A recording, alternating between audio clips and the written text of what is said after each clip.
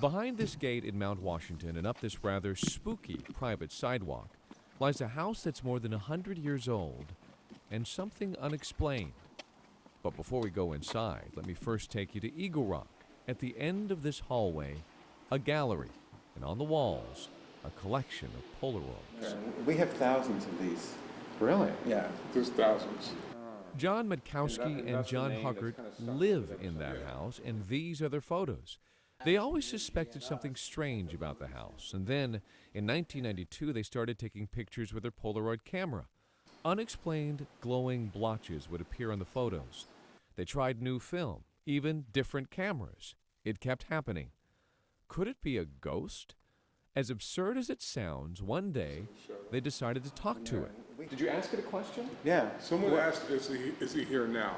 Right. When they took a picture. And somebody grabbed the camera and snapped a picture, and then we saw it, and we started like, oh, look, there's something there.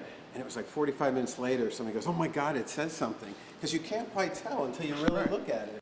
At first, it looked more like blotches of light, but upon closer examination, you can see the letters Y, E, S. They asked, is he here now? And the photo appears to say yes. And then from there on, we said it was communicating, so we started asking questions. Through the years, they say there were thousands of these communications in English, Old English, even Latin. Phrases like anything is possible and listen and you will hear. This one here, we asked the entity if we were going to write a story about this, what should we call it? And he told us ghostwriter. Most of the activity takes place between the entrance to the hallway and the bathrooms right there. And it comes along through here and out through the stove. In the house, Huckert not only shows me where this is happening, but also a videotape. Proof, he says, that the photos are not being faked. We tear it open. It's August 1992. On this day, two video photographers capture a young John Huckert loading the camera with a fresh roll of film. Then they decide what to ask the ghost. Did he die in this house? Huckert points the camera at the two photographers Did you die in this house? and takes the picture. And here's the photograph. Slowly, it develops. It looks like we're getting something. It's a phrase in Latin.